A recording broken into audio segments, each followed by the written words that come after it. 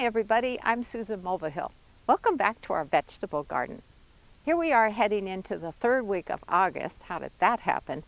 And I'm feeling a little overdue in giving you the August garden tour. So that's what I'm going to do today. Now first of all, it's going to be very hot, 103 degrees. So this is going to be a bit of a shortened video this week. Also, you may have noticed that I didn't do a video in the last couple of weeks. I've had a couple of folks say, "Are you okay?" Well, actually, Bill and I just got back from a 2-week trip to Minnesota.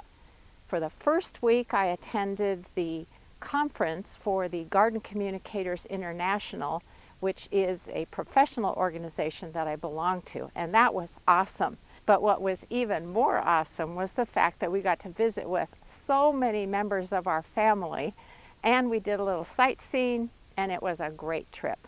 But now I'm playing catch up, and we came back to a garden that is overgrown, very dry, a few things that are not doing very well, many things that needed to be harvested in the past 2 weeks, but we weren't here to do it. So I'm going to show you today the good, the bad, and the ugly. Let's start out with the broccoli. I'm growing Bell Star, and that's a variety that was recommended to me by a friend, and I thought I have got to give it a try. So a few weeks back, I harvested the primary heads from each broccoli plant, and the nice thing about broccoli is that it then starts forming side shoots or secondary heads. Well, that wasn't happening for the longest time, and I thought, this is really weird. They apparently decided they'd wait till we were on vacation. So some of the secondary heads look great. A few of them are a bit past their prime, but they're still edible. So I'm going to harvest those first.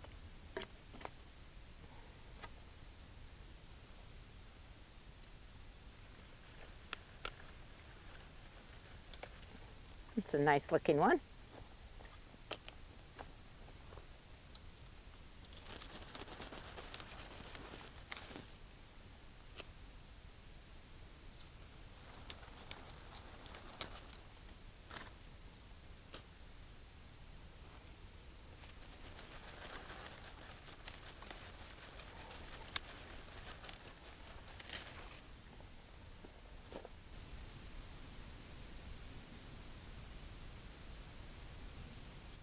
Now there are some secondary heads that are still very, very tight, so I'm going to let them grow a little bit longer, but I'm going to keep a close eye on them. There are quite a few that aren't quite ready to be harvested. And you'll recall that I'm growing the broccoli under this agricultural insect netting. I got it from gardenport.com, and that has worked really well at keeping the cabbage butterflies out so I don't end up with cabbage worms. Another new to me variety that I'm growing this year is a type of butternut squash called Burpee's Butterbush Butternut Squash. And so instead of growing in really long vines, these are a little bit more of a bush form of plant. And so I've got one here, one over here. I don't know if you can see all of these, but they're looking really good. And the way you know that they're ready to be harvested is you press your thumbnail or any fingernail into the skin, and if it cuts through the skin easily, that means it is not ready to be harvested. You just leave it alone and let it keep growing. But if you cannot pierce the flesh with your fingernail, that means it is ready to be harvested. You always want to leave an inch or two of the stem intact when you harvest the squash. Okay, let's talk tomatoes.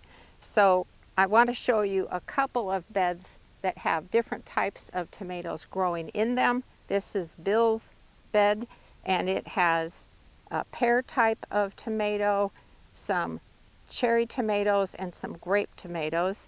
And I will put the variety names on the screen because I can't remember the names of them right now.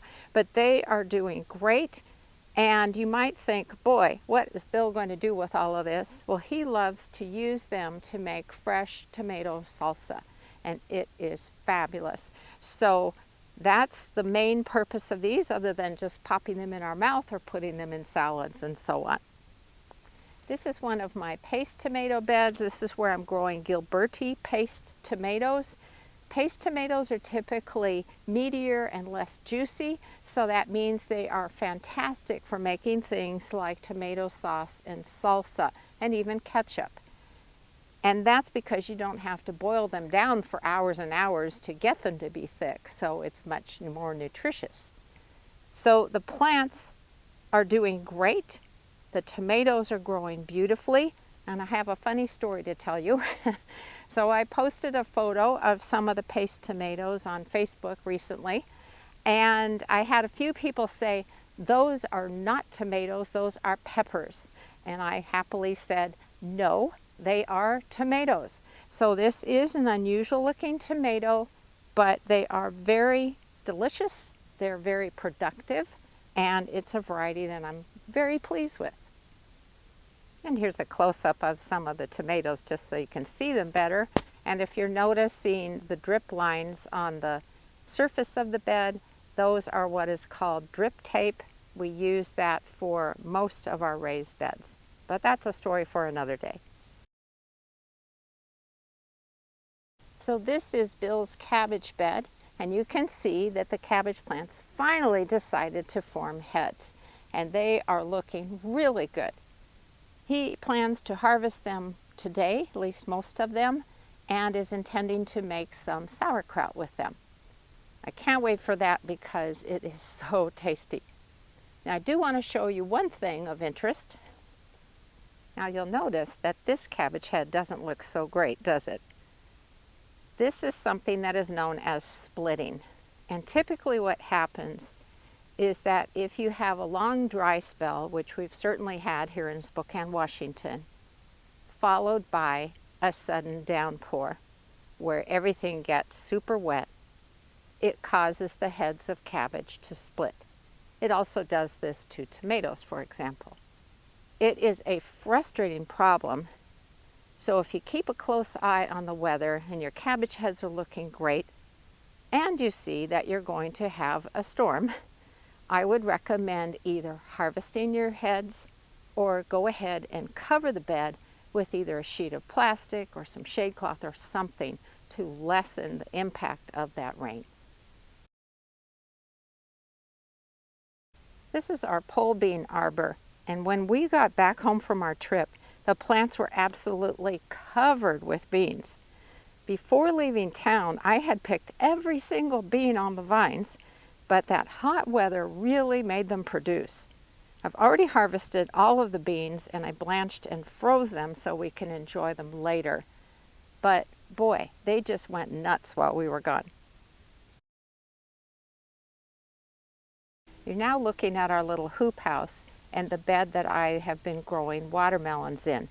They have been growing beautifully, and then I came home to this. So this is my sad story.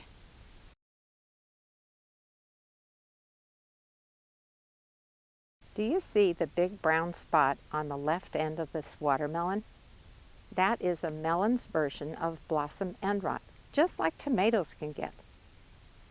I had no idea that watermelons could get blossom end rot, but apparently they can. The thing with blossom end rot is that plants require lots of calcium in order for their fruits to develop normally. The calcium is in the soil, and I should add that pretty much everybody's soil has plenty of calcium in it. And the roots are the ones that gather it and deliver it to the plants, which in turn goes up to the fruits and they develop normally. But the soil needs to be consistently lightly moist in order for the roots to do their job. Now, even though this raised bed gets watered automatically and I have a thick layer of mulch on the soil surface to help the soil retain its moisture, apparently it was not enough. Now, I had decided to grow the watermelons in our hoop house this spring, because I felt they would benefit from the added warmth in here early on and get off to a great start. And then, of course, as soon as the temperatures started inching their way up, we made sure that both doors of the hoop house were open, partly for airflow, partly to make sure that the temperature doesn't get too hot in here, and also to allow pollinators to get in to pollinate the flowers. I have learned my lesson.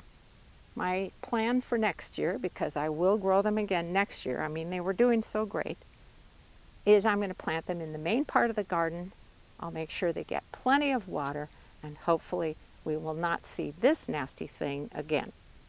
But boy, is it frustrating.